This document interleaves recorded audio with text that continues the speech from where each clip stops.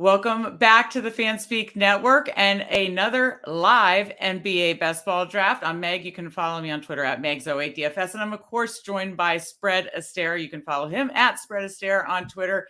And we got to do one NBA best ball draft earlier this fall, Spread. And now we're going for our second before the season tips off next week. And I'm so excited because you've been in the NBA best ball streets. We're about to jump in a live draft. And tell me how the NBA best ball streets have been treating you so far. All right. So it's doing good, but I don't know how we managed to talk for like 55 minutes before this show started, but then my computer freezes up the second we go on. I'm going to jump out and jump back in and see. Well, can I even do that? Yeah. I mean, yeah, do that. And then we'll get him to share his screen then once he comes back. And because he has already pulled up DraftKings and he's waiting for one more. In the best ball, as you know, you have to wait for the room to fill. And then obviously once it fills, you're doing a live draft. So we're going to do a live draft on DraftKings best ball, which I believe because we talked about the last NBA best ball show we did was a underdog NBA best ball show. And so I know there we talked about the scoring is like FanDuel scoring, just like in NFL, it was FanDuel scoring and then DraftKings scoring. This is the same underdogs FanDuel scoring. So I think, the stocks, weight more. You're not getting the bonuses on the 3-pointers here on DraftKings. You would weight the guys with the 3-pointers. You're not getting the extra points on the stocks. So you got to factor in, obviously, which site you're playing on. Is it a DraftKings or underdog? Factor in the scoring depending on kind of your rankings and who you're prioritizing and that kind of stuff. But Spread knows to talk through all the strategy of this, and I just like learning from him. And then that's why we want to do a live draft. So hopefully he'll be back on shortly. We're laughing because we were kind of like trying to monitor rooms filling, and we were talking football basically for 40, 50 minutes. And then he said he had a computer issue. So we'll see. I think he had already entered a draft. So we'll see if his draft is already in progress. Again, it's on his account, his DraftKings, because he's the one who's been cranking out the NBA best ball drafts. So, Steve in chat, my brother Steve is in chat. He says positional availability is wild on DK versus UD as well. So that's super interesting, to consider as well. I mean, these are all the kind of factors. Okay, so it looks like we have Spread back. Spread, can you hear me? Yes. Okay, perfect. And then how do we chat for that long? And then that's what I just said. 5 seconds into the show, our draft has started. I'm talking 4 picks. Okay, let's get it up. We're up. Okay, so we were live. We've got the DraftKings board up. I was starting to talk through DraftKings versus underdog scoring. Steve mentioned positional availability is wild on DK versus UD. You can talk about that after your pick, but. Yeah, let's dive right in. So for those who watched the other show, do you remember I love the depth at center? Yes. On underdog? I felt that in your later rounds, you could fill it out here. On DraftKings, the center position is way less. Like, for example, Giannis counts as a big on underdog. Okay. Right. But he's a forward on here, which would be essentially a wing. Okay. On so the positions are different. My main difference here is I felt in underdog you should prioritize wings. Mm-hmm. In DraftKings, you have to get your anchor center early, and there's more wing depth because a lot of these guys they've classified as forwards that are classified as guards on underdog. Got it. Okay, so different position. Okay, now I'm getting the whole position. Situation. One, I think that you can be a little more selective on your wings. I feel like there's some great, especially at the end of the draft, there's some great values. So if I'm trying to go for like a 6'6", which is my traditional build, right? I don't mind having 4 wings going into my last 2 rounds, and then I could just go down here. And that's on underdog, because on DraftKings, correct? Is it like football where NFL is it still 20 rounds for? No, it's the same amount, 16 people on both. Okay. But in this one, we start one extra person. So in this one, there's 2 utilities. On underdog, there's only 1. Okay, so you're starting. So read what you start each week. You start. Go ahead. How many are you starting at each position? 2 guards, 2 forwards, 1 center, 2 utility. Okay. Yeah. That helps. Okay. So gotcha. underdog is 2 guards, 2 forwards, 1 big, 1 utility. Got it. Okay. So it's good to know the differences for sure. And then, so you said what your build typically is on underdog. So so you're on the clock. I'll let you focus on I'm just going to go Tatum. I mean, 5th pick is like a no-brainer. Right. I think we've talked about it before. I think that those top 4 are so huge. Yeah. And you can argue, like, if you want Giannis over Luka, that's fine. If you want Embiid over Luka, in fact, I actually like Giannis more than Embiid, but I was picking Embiid over Giannis because center is so hard. And if you grab Embiid early, you don't really have to worry about a center for a while. Gotcha. But 5, I think Tatum's in a tier of his own. Right. So I don't. Sure. I don't feel like he's up there with those top guys, but I think he's significantly better than the guys who did come off the board right after him. Steph went 6 in this draft. That's kind of wild. But you also have to remember that's early for him. Yeah, I like Anthony Edwards and Shea both a little more. But I was saying when you were gone, the difference of scoring on DraftKings, you get the 3-point bonus, right? Don't you get a which is why I think Steph is more popular so in this build. Yeah. So I see our guy Glaucoma in the chat. He says Luka's his number 1 pick, and that's not that crazy. The idea that he could be the top scoring player this year. To me, it seems hard to get past Jokic because Jokic isn't going to miss any games, and I just think his rebounding totals are going to be a little bit higher. Although on DraftKings you can make the argument because of Luka's 3-point shooting. Right. Sure. Absolutely. Well, what's up, Glock? It's so good to see you. Okay. So spread. So you said what your positional breakdown is of what you're drafting. So with what you're starting every week on DraftKings.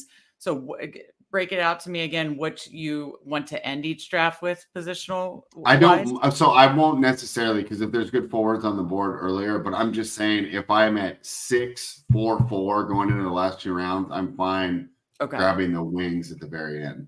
Okay, got it. A couple players like Sasha Beznikov, who I'm high on, that I told you about before. And because stocks aren't as high on here, Patrick Williams is ranked way too low to me. And you can usually get him in the last round. And that's the other thing I point out is underdog. You're not getting the 3-point bonus. You're getting the stocks here. You're not getting the stocks. So they moved him down for that reason. But I also think he's going to have a huge uptake in minutes regardless. So I do think that he's being undervalued there. So let's go back to where I am. Let's see who's off the board. So LeBron's sitting there. So how many more till your next pick? So I have 1 more. LeBron's going to be on the board. He's actually going to say, what do you think? To pass up. Sure. I do need a center, though, of course. So Bam Adebayo is in the spot. I love this range right here with Towns, Markkanen, and Randall. I think they're all going to outperform ADP here. But I'm going to be a homer. We'll go with the Aaron Fox here.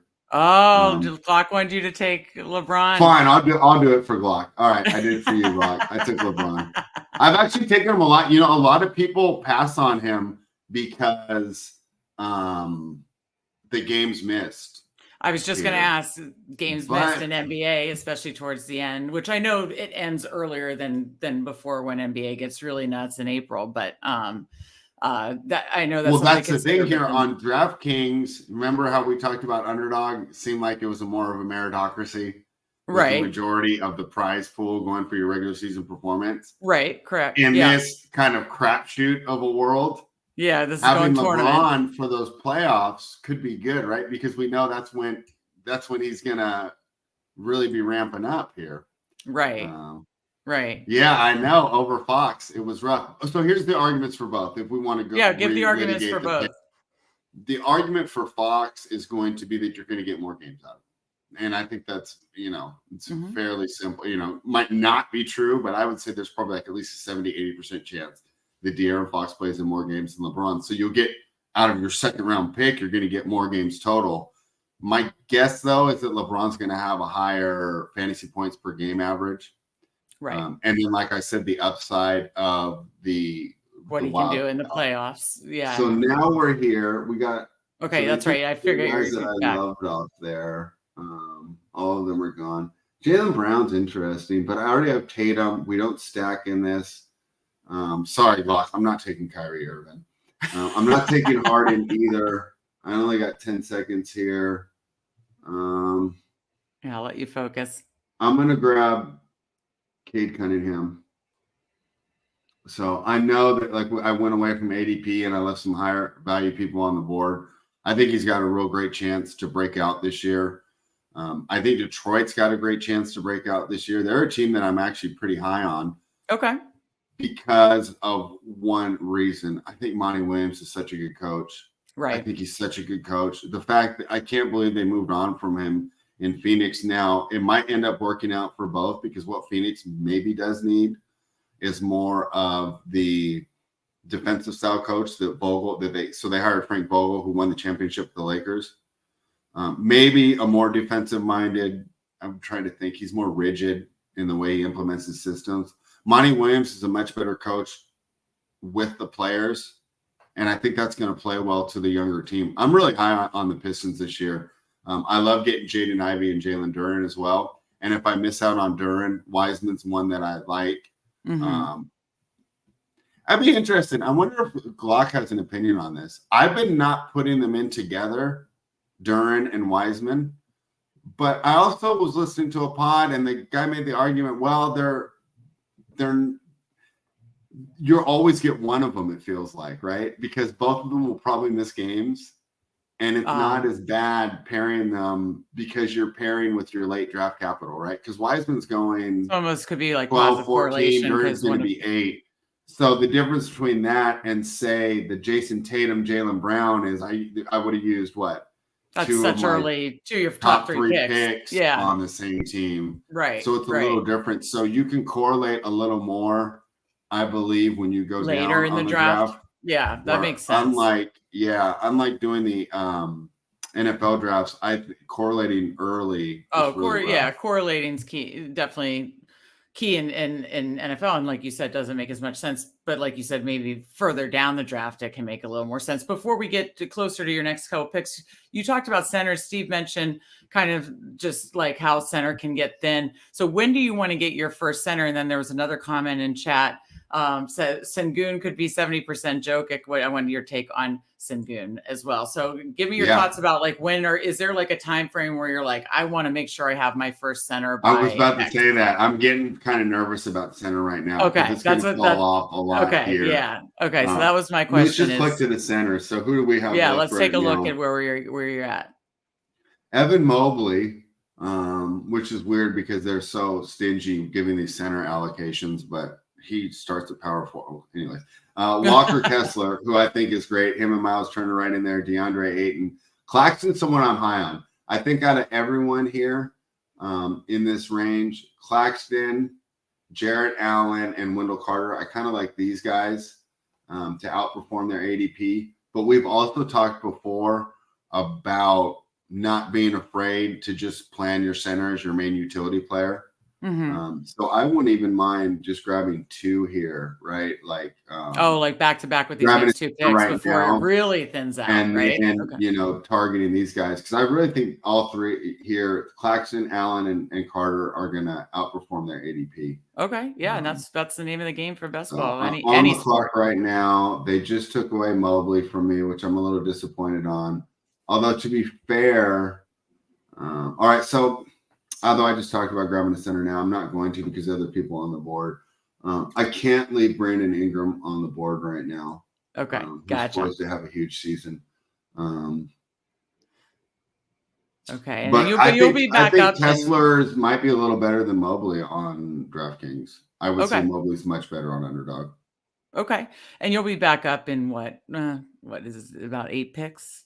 6 picks, yeah. 6 picks, yeah. So you'll target as a center there, I assume. Maybe I might try and go one more round. Let's see where my next pick will be. I'm like getting nervous for him. Like, Fred, get your center. No, but I mean, because you do see how it thins out quick. It's pretty wild.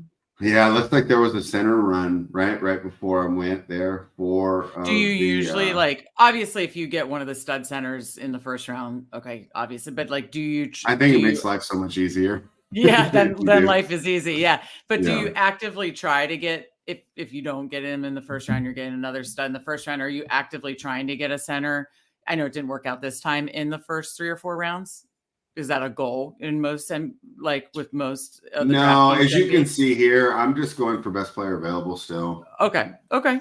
So I mean, I would have liked to have a center there, but there's no way but you don't for want to me take, personally that I could yeah, have left Brandon Ingram on the board. right. Who, if Zion misses a lot of time again, which is a possibility because we see what he's been doing for conditioning, and it's not on the basketball court.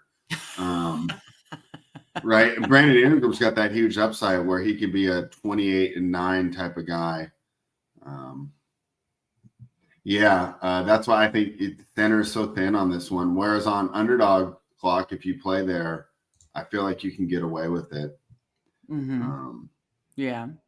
Because I personally like Luka and Giannis more than Embiid. It's just the positional scarcity. Yeah. Yeah. All right. So I'm up again. Let's see where my board is. So Walker Kessler's still there.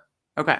So I've definitely made the right choice there on not picking a center. Right. Who would I be passing on? Scotty Barnes, Kuz. I'm okay with leaving those guys on the board. Porzingis is interesting. I don't really like him as a third option. Remember, he was the second option last year, putting those numbers up. All right. So it's Walker Kessler. 1 second. Did you get it? Yeah, okay. Walker Kessler. Like, yeah, I got nervous. I was like, did you that's where, yeah, I kind of, I always target like certain things, but then I scroll the board and I go, okay, who am I leaving on the board though? As I scroll down, you know who the player that I left on the board here that I might have made an argument for? Maxey? Yeah. Okay. Because if Harden gets traded, he's the clear number 2 option there. I believe you got him in our when we did it a few weeks ago before we knew news. Yeah, you got Maxey and then you jumped ahead of the Portland Sharp. Yeah. And Simons. Now Sharp and Simons have already been adjusted, so that's gone. Course, I'm so glad I did all those ones early. Yeah. And that's kind of what's fun in best ball, right? Yeah. We're anticipating these moves. Yeah. You make like hypotheses. They don't work out. And sometimes they're not going to work out. Two of the big risers, right? Meg, Darren Waller. Right. Yeah. Yeah.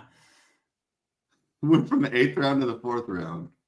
Yeah. I'm glad that was who was the other one? Oh, Damian Pierce, who's been all right, but definitely not. Unfortunately, his efficiency has not been great because I was definitely very high on Pierce and offensive linemen, they're getting him back and he still hasn't been efficient. It's bumming me out. So hopefully he gets there because he's in a couple live teams that I really like. So I hope he gets it together. But okay, so read me what you have so far through you're through 5, right? So you can kind of see I'm going for players I think that are going to fill up the box score, all of it, and not just the scoring here. Right? Guys like Dame and Steph are going to be very, very high on scoring. Steph can get you assists some nights. But Cade Cunningham's got a great chance. Even though he won't score like Steph, right? He's got a good chance to be 27 and 6, though. Right. He's going to get you some rebounds there at the guard position. That's fantastic. We all know Tatum's capability. That was the no-brainer. LeBron, we all know his capability as well. And on that team, he gets a lot of rebounds, which I think is going to be huge. I know they don't want to do it, but they're going to have to embrace that small ball lineup. And LeBron at the 4 is their best lineup. Walker Kessler, great breakout last year. Even if he doesn't improve at where I got him at pick 55 or whatever, I'm fine. All I need is him to be as good as last year. There's also the chance that he can improve. He was a rookie big. There we go. And Brandon Ingram, like I said, I just couldn't leave him on the board. Right. So you have 1 guard, 3 forwards, and 1 center right now, correct? Yeah. So obviously I've been going for some forwards. Let's see who's on the board that I really like. Of the 2 on the board right now that I really like, it's these 2, Jalen Green and Wendell Carter. Jalen Green, who's a player who could see his usage. So Jalen Green usage is interesting. we all know about Kevin Porter, who was actually traded today, and then he'll be immediately waived. I don't think he's going to play in the NBA this year. Mm-hmm. It seems like their new domestic violence is like just let the guy sit out for a year and then hope everybody forgets and then bring him back. So that should open up more shots. But then you have the addition of Fred VanVleet, who's a chucker. And in fact, part of the reason that OG Anunoby was so disgruntled was he felt that VanVleet he wanted to play with a real point guard. He said VanVleet looks for his own shot. Like, we're getting open. He's running these plays for him. So I'm choosing between Jalen Green and Wendell Carter here. I mean, there's some great options on the board here as well. Keldon Johnson's going to have a great season. I think Tyler Hero is huge on DraftKings with your 3-point upside here. Podol can give you some good numbers. I don't know what to make of Nurkic in Phoenix. And Jeremy Grant, of course, is another player. But I'm going to go with Wendell Carter. All right. And on that, I actually might like Jalen Green better. But I just, at this point, where am I going to go for centers now? I mean, I love Duren here, but I don't think he's going to be in my lineup every night. Right. He's definitely going to be spiky. Capella, I mean, what are you hoping for there? 12-8. I mean, I just don't see him get more run. I like Okongwu better than Capella, even personally. Right. I think Mark Williams is a good pick. Okay. Mark Williams is someone that definitely has a chance. At the end of last season, before Ball got hurt, him and LaMelo had a lot of good chemistry. Mm-hmm. I think Mark Williams is the one I like in this range. Gafford should get a lot of run. Steven Adams is like Capella. I mean, he's like safe. Probably you're looking to leave with 4 centers total, correct? Yeah, I'm off. Okay. If I had Embiid or Jokic, I would consider 3. Okay. And then, so the last question I had about centers is there a point where, like, in the first rounds, like, oh, I have to get my first one. Is there a point where you feel like it gets so thin that you need to get your last one? Like, yeah, I think that was it right there.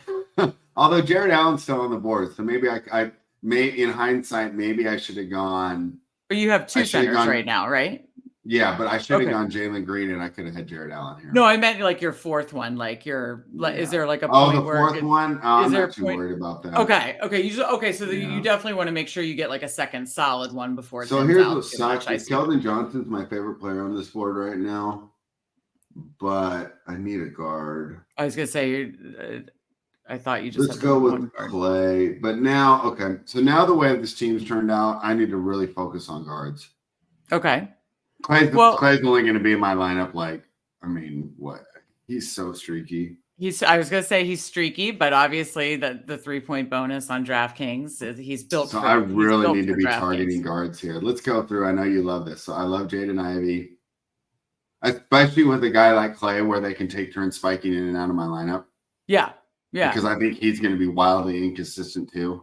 Yeah, so if you have a very big spike week type guy that has a low floor, then you get maybe a safer floor guard that can kind of be your glue guy. So I think that makes sense. Jalen Williams and Devin Vassell, or Vassell, I don't know how you pronounce his name correctly. Jalen Williams is a player who had a great rookie year. I told you a lot of people target rookies. I love second-year players. Second year, yeah, we talked about that the last show. Second-year guys, yeah. I really like Jalen Williams. I think Vassell's got a great chance as well this year to have a big year, especially if this team starts doing well. San Antonio, which I didn't really know what to make of them, but if they're playing well, he should not sit like he did last year. Clarkson's another one that's going to give you those spikes, but it's scoring only. I hate to say it, but I think D'Angelo Russell's a good pick. And don't look now. I mean, do we want to take too much from preseason? Ben Simmons actually looks all right. When you're looking at just I don't know. Like, he's got a way better chance to have an all-star caliber season than, say, like Buddy Hield or Trey Jones, right? Okay, gotcha. Maybe you could say he's worth the gamble. I probably won't do it. I don't think I've drafted him once. This is back to the center position. Where did Sengun go? Probably in that 4th round. Yeah, he was the one who started the run in the 4th round. Okay, yeah, because earlier, what's your take? Do you like Sengun this year? Or I love him. I love him. Okay, yeah, earlier. Yeah. I think he's got the what's it called? to be the secondary number 2 to the offense. I think the offense should go through him a lot. Mm-hmm. I think Udoka's sharp enough to figure that out. Right. And I also think having Kevin Porter Jr. out of there helps him a lot. Right. Because okay. KPJ was a chucker. Jalen Green's a chucker, but now Jalen Green's going to be mentored. I know everyone hates Dylan Brooks, but I got to think he's going to be somewhat of a good mentor. I think that Fred VanVleet, I don't know, he's a chucker, but hopefully he can help. I'm really hoping that Udoka helps get Jalen Green under control. If they run that offense through Şengün, I think they can be a playoff team. The questions around Şengün don't apply to us because it's really his ability to anchor a defense, right. especially on a playoff squad. Well, I think he could be like Sabonis for us on the Kings, where it's like we're going to have – my buddy was asking, what do we make of the Kings? I said, I think with this new roster, we're going to have good regular seasons every year. I don't know if we're built for the playoffs because we can't get stops, and I'm kind of thinking of that Rockets now.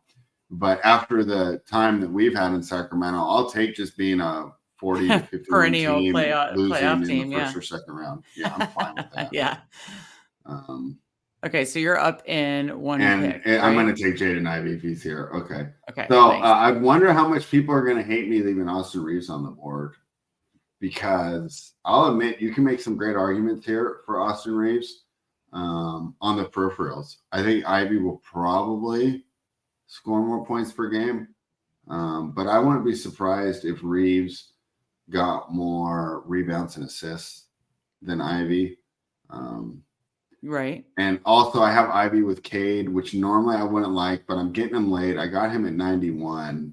And that's you would have had okay, gotcha. Yeah, that makes sense. When either one of them misses, the other guy's going to get a nice boost there. So because I didn't use a premium draft capital there, right? Yeah, Glock agreed with you about like not pairing Tatum and Jaylen Brown together. That's too early round capital. And I think you apply that to football too. If you spend too much on one team all up front, like I didn't always understand why people would spend 3 of the first 4 on Bengals, 3 of the first 4 I was going to say Eagles. that one too. Like, so I always left Mixon out because I just felt like you can't have too many on one team. Right. It's too much capital. Like, I believe in the ping pong effect of best ball. I really do. Like, where, okay, it's this guy's week. It's this guy's week. And then, but like, I think for that to work, the draft capital has to be spread out a little bit better.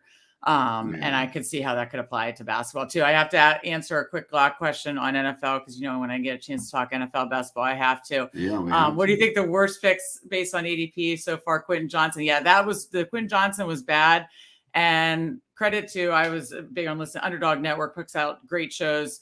And they all summer long were kind of like, this guy is raw. I know Steve and Fanspeak covers obviously draft prospects, and Steve knew that he was like, he's like, this guy's raw. He's not going to be coming in and being like an every snap guy.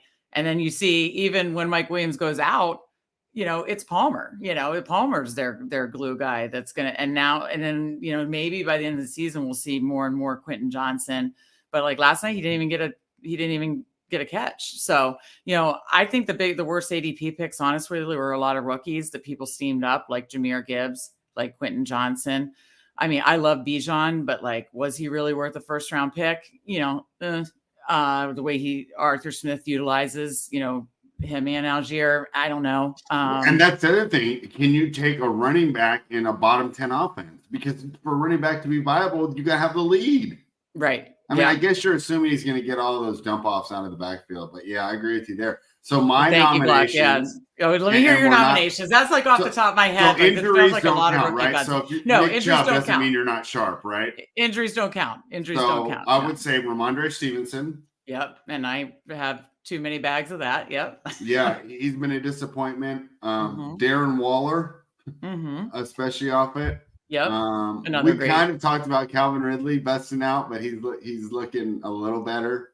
But he got steamed all the way to the second round, getting picked right around Devontae Adams. I think he's still going to be a spike week guy. I'm not worried for like the big picture of it, but like he's not being the every week dominance that I kind of thought he would be. So far he's had 2 out of 6 good weeks. So what would you think of CeeDee Lamb and Garrett Wilson? Well, I mean, Wilson obviously is just absolutely hamstrung by his quarterback. And then CD's first CD good might game be was last two right night. now. CD's first good game. No, it's been rough for Lamb so thus far, but he looked great last night. I think in the end, Lamb will be fine. Will he be truly worth that if you got him in the first round? Maybe not. But Dalvin Cook should have gone where like Zeke went. Yep. Dalvin Cook's another He one. got Was overdrafted. all season. Our Everybody's Tank hoping. Bigsby love probably. Yeah. Tank I Bigsby. felt like there's two that another were rookie, right another rookie that got and it was seen. Bigsby and A-Chain, right? And I was grabbing about 50-50. Okay, so A-Chain is the one rookie that now like looks so explosive, and of course, right offense, right? He's in the right offense to succeed. They're utilizing his speed. He's probably a disappointment. Well, too. Najee Harris, yes. I mean, listen, I'm still holding out hope that I wish that the Steelers would fire Matt Canada. Matt Canada is so frustrating. Najee, definitely his efficiency kind of has wavered. But I'm not as in the camp of like it should be all Jaylen Warren and no Najee and that kind of stuff. I think I know Jaylen Warren's definitely cutting in, getting more of like the pass down role and mixing in definitely more. But I still think Najee will do better for the second half of it or second 2/3, I hope. But yeah, at this point, he wasn't worth his ADP to that point. So yeah, Najee not worth the ADP. So yeah, a lot. There's a lot. Speaking, and then we'll get back to Mixon probably didn't Mix again. Right? Not worth the ADP. They're speaking of Underdog Network, Hayden Winks of Underdog Network just did a tweet that I loved that broke down like the first 5 rounds, and it was like it was like red injury, and then it had nothing for like just kind of average. And then it had something else for bad, playing bad and concerned, and then something else for smashing. And there was just, of the first 5 rounds, very few guys were in the green and smashing, and it's like, wow, when you look at that and the perspective of that, first of all, the injury bug has been hit bad in the first 5 rounds. And then secondly, there's a lot of bad picks in the first 5 rounds. And then there's a lot of those like, like the Najees and Mixons where it's like, oh, just not, paying off their value yet or anything like that. And then there's just very few like smashing their price. And it kind of almost made me feel better because it's like, oh, wow, put perspective on like the first 5 rounds are kind of tough. And maybe that's where unearthing, the keys to this best ball season might be like correct builds to handle all these injuries and, unearthing, good mid to late rounders because the first 5 rounds have not been kind. And maybe when we go into next year, Meg, we talked about before the show, and I said the eternal battle, right? That you have as a best ball drafter is ADP versus correlation. Mm-hmm. Maybe that can help people go for a little bit more of correlation, knowing that Yeah, well, because like Glock said, like Glock said, just smash the Dolphins. I mean, sometimes you just have to be on that right team and the right team at the right value. I mean, the only Hill, you had to pay for Hill, and everybody else on the Dolphins you got at value. Astaire, A-Chain. Well, obviously Waddle was still expensive, but Tua, it's wild, So yeah, it's going to be very interesting to see how the back half of 2/3 of the season play out here. But first 6 weeks with injuries and with inefficiencies or just downright failures have been wild, especially in the first 5 rounds. So yeah, we just rattled off a ton of them. Yeah. So, but back to basketball. Okay, so let me go over the 3 picks that I made while we were breaking down the football. Shaden Sharp, if you're already strong at wings, is going to be money because he's not going to hit your lineup a lot, but when he does, it's going to be huge. I think he's got a great potential for it to go off on certain nights, but it's going to be very matchup dependent with the way that team is so young. So against certain nights, right, he's going to have the best matchup and they're going to continue to feed him. Other nights, Scoot and Simons will be attacking weaker defensive backcourts and he's going to be invisible. So for best ball, I absolutely love him here where we don't have to do that. Then I went with some Trey Jones here.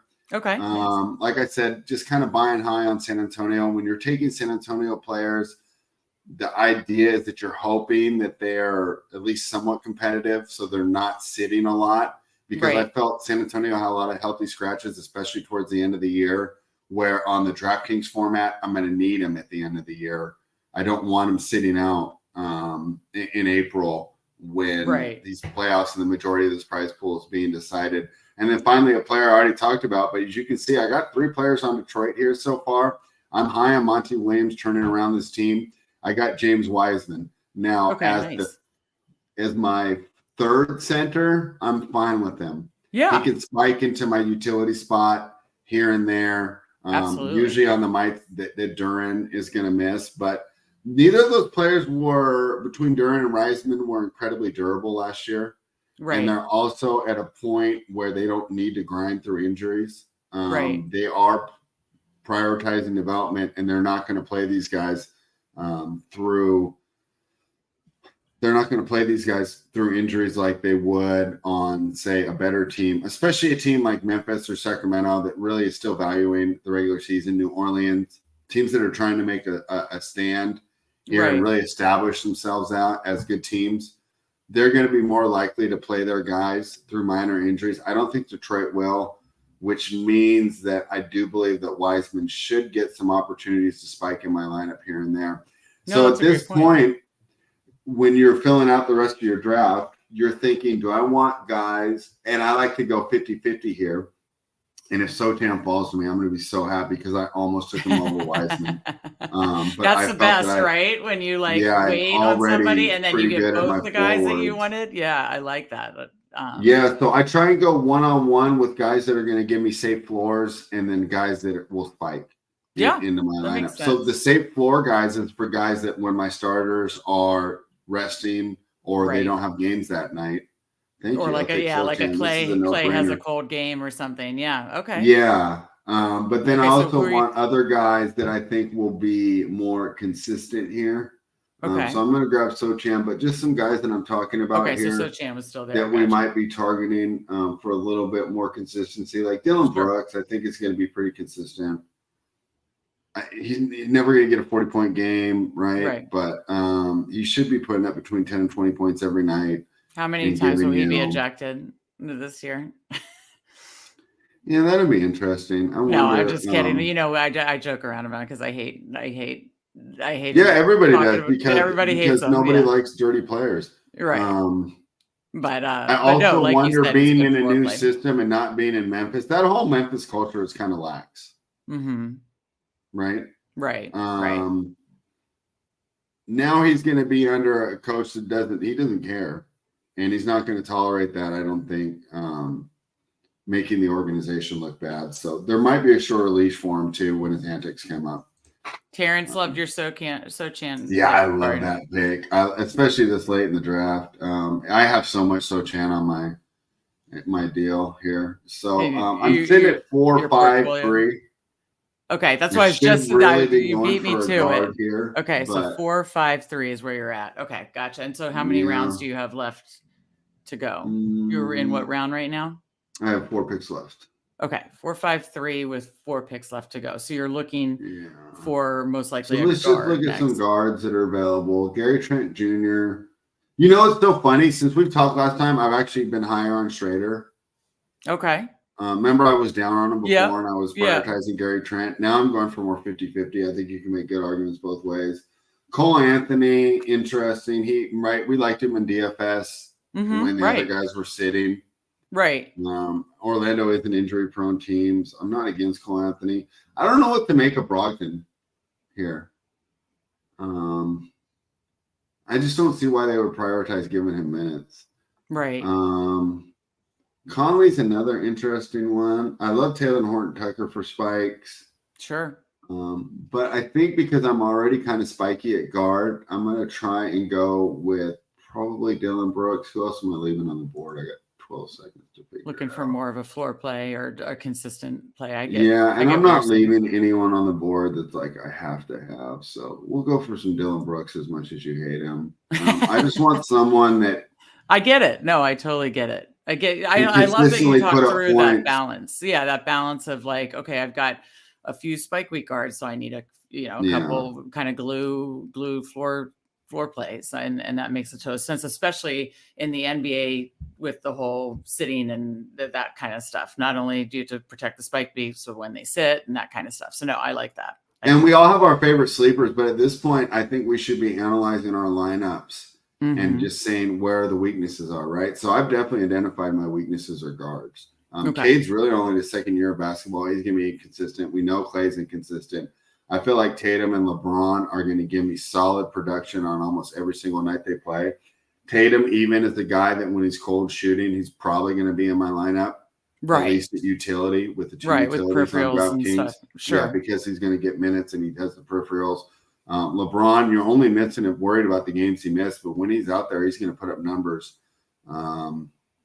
So I like that there. I feel pretty strong with my center guys. They're nice floor guys, Kessler and Carter, I think. Right. We give you some nice solid options there. So I'm not necessarily too concerned about when I'm looking through having Ingram at forward. I'm looking through, and guard is definitely my weakness here. Jaden Ivey, I do like. Trey Jones, Dylan Brooks, but I'm probably prioritizing guard. Although where we're at, you can take whoever you want. Because you're at 5'5'3". I'm at 5'3", so I'm not married to anything. Right. Brogdon is uber efficient. If he plays, he produces. Yeah. And so my question, though, is how much will he play? Right. How much is he going to play, or are they just going to completely prioritize development? And there's also the idea that if I'm Portland and I'm trying to continue to stack assets, and this team isn't going anywhere, he's the obvious trade candidate because he's a player that can come in and help any contending team off the bench as a 7th or 8th man to maybe fill out a rotation. Right. But what type of situation will he go into? Does he go into one where he produces more or produces less? If he's going to a really good team, he might even get less run. Right. But I can agree with you there. I think with Brogdon, you're not worried about the talent or the numbers. It's just the minute allocation. So I'm through away. Cole Anthony's still on the board. I don't hate him. We've talked about liking Powell before, especially this late. This guy was fun, right? That the guy we can't pronounce his name, Mama Kaleshvili, right? He was at the end of the year last year. He was in a bunch of optimals on the daily fantasy slates. Right. When what's his name? They have that Zach Collins, and then they traded Podol. So he got a lot of run. I don't hate him there. I love Harrison Barnes as a floor forward. He's a great floor forward. Yeah, right. Yeah, I don't need a floor forward with this build. You don't. Bogdanovich is interesting.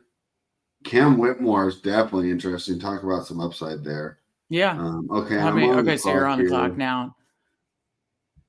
All right, let's see if there's any guards that I really love. Kyle Lowry, I don't know what to make of him. I do like Killian Hayes as well if I want to go somewhere else, and Grady Dick just for the last one.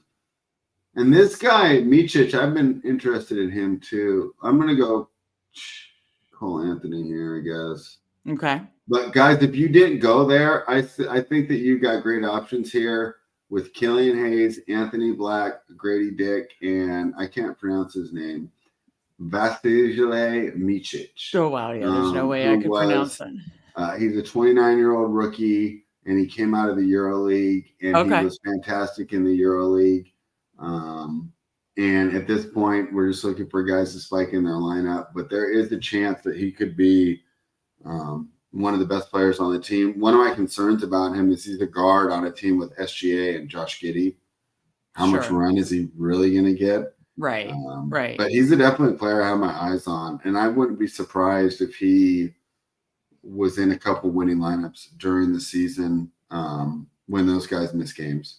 Steve had a question for you about Orlando guards. It feels like they have 8 guys. What's your take on the Orlando guards? I know you just took Cole Anthony. You can't trust them, which is why you pick them late. Yeah. So you can take them, but take them late. I don't really think you can. I really don't think you can. All right, so I'm on my second to last pick. I already know who I want with my forward on the last. I've drafted my 6 guards. I'm looking for a center. We're going to go with the guy that we can't say his name here. There's no one else that I'm leaving on the board that I absolutely love here. Okay. Well, like you said, this is your 4th center too. Yeah. So we're gonna go him, and then for forwards, so I like Sasha Vesnikov a lot, and I like Kula Bali has actually been playing all right as well too during preseason. Okay. I think NBA preseason is way more indicative than NFL preseason. Oh, yeah. If that helps. Is this the breakout year for Jonathan Isaacs? I mean, he's got to stay healthy. You're betting on health, and we haven't seen him stay healthy yet before. At this point, like, I mean, you could take a flyer really late, but I would be really surprised if he had a big one, a big year here. I actually like him as a person. Like, I'm rooting for him. Yeah. But yeah, it just has to. Well, you touched on a lot of just as you were going through it. Like, I'm taking this guy, but I was gonna say, like, hit me with your favorite, like, of your best ball portfolio. Who are your like highest owned, like, late rounders? Like, who are your favorite sleepers? You kind of went through it position by position, but like, yeah. What would your portfolio? Here, what would your portfolio say is your like I guess favorite sleeper at each position? So yeah, my favorite like last round picks. And throw the question up by Steve. I'll answer that real quick, and then I'll go through it. Yeah. He says, in the DK format, are you okay for Trey Murphy since when he comes back, he could be pretty strong? Yes. Okay. Yeah, is he a last round pick? A good way to approach it. Or where does Trey Murphy go? Yeah. See, he would be here in your last round, right? Okay. So he would be a last round target. At forward, I like, Trey Murphy's one, but I really like Sasha Vesnikov, Jalen Johnson, and Patrick Williams. Those are the ones I want to take some shots on. At guard, I like taking shots on Anthony Black, who could give you a lot of peripherals, and Grady Dick, the Mia Chish guy that I just talked about. Those are probably my three favorite there. I mean, I guess you could punt on Jalen Suggs here at this point. But yeah, no one else there. And see, this is where I think the center, there's no one you want in the last round. Right. DK. So okay, that was kind of my question earlier. Like, is it kind of like, okay, let me make sure I have my center before the last round or two, because it gets so. Yeah, I mean, because otherwise you're gonna end up with Mo Bamba or Maxi Kleber, who probably aren't going to get more than. They should. You don't want them hitting your lineup very much, or I get what you're saying. So. Okay, that makes sense. Yeah, because if I just contextualize it to football, like, there's definitely was some positions where it's like, I'm not too comfortable taking that in the last round. So, so I mean, obviously, there's a lot of similarities to the NFL. Right. You kept touching on it when we did the other drafts together, or when I watched you doing the other content. Right. You really just need guys to outperform your ADP. Right. So as you can see, what I've done is I've picked 2 or 3 teams that I think have the possibility to exceed expectations. Yep. And I'm trying to favor them. The idea is if Detroit is a 40-win team and not a 30-win team, most likely, some of those Detroit players are going to do pretty good. If San Antonio goes over their win total of 29.5, right, Trey Jones and Devin Vassell, players like that are going to do pretty good. So I'm identifying teams that I like from a regular season win total perspective, and I'm going with their players there. Balance is important, and like I said, in these final rounds, you can have sleepers you love, right? Like, I actually love Vesnikov and Patrick Williams. Yeah. But I identified the fact that this team was weak at guard. Right. So you should really be shoring up when you get in those last 4 picks. Evaluate your team. What's the biggest weakness? And then attack that. And don't even be afraid to go 7. Like, I think that, let's look at the guards on the board. Now, I'm probably going to take Sasha. But I also think you can make an argument for me here, right? Who are my forwards? Sochan, who I love. Sharp, he's going to spike into my lineup.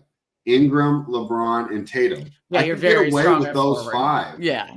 I could get away with those 5, which means I'm going to consider guys like Anthony Black or Grady Dick here. They could be spiking in my weaker guards. I ended up taking Vesnikov just because I'm a Kings homer and it's my last pick, and that's fun. And it also gives me the balance 6'4". Yep.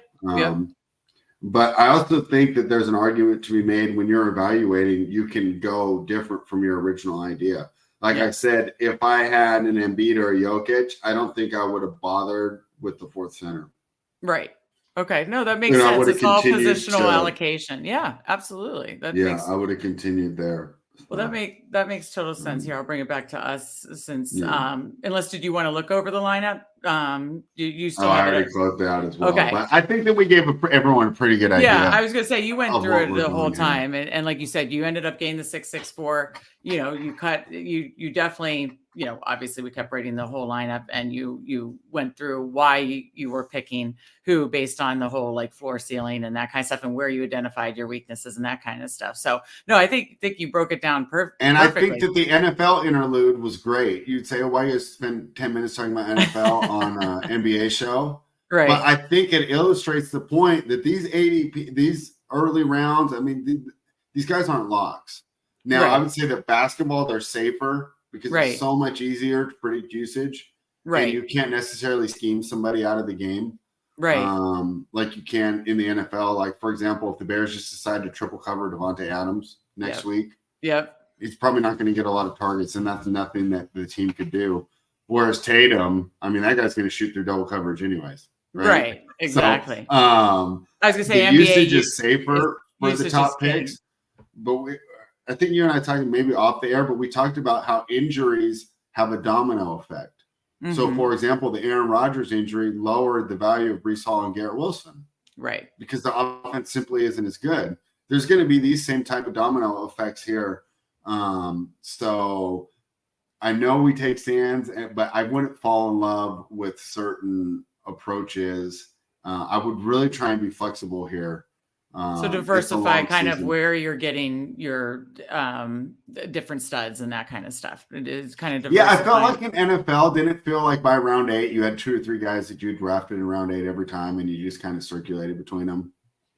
You definitely have your favorites. Yeah, gotcha. You're gonna have to make some tough picks of people you don't necessarily like LeBron. I mean, that sucked, but gotcha. Especially talking about usage, you talked about like finding the teams that you think are going to outperform their their record. But are you also looking for teams late, like a Detroit, that just like the usage might be more condensed, and it's like, okay, I'll take 2 or 3 of these guys because the usage is going to be condensed? Do you like that strategy as well? You can do that, but here's the thing. There wasn't like a huge amount of coaching turnover, right? So my main usage adjustments are Philadelphia and Toronto, right? With Nick Nurse, a guy that we really love playing Raptors. Yeah, even when they were really all healthy, because he runs this guy 42 minutes a night.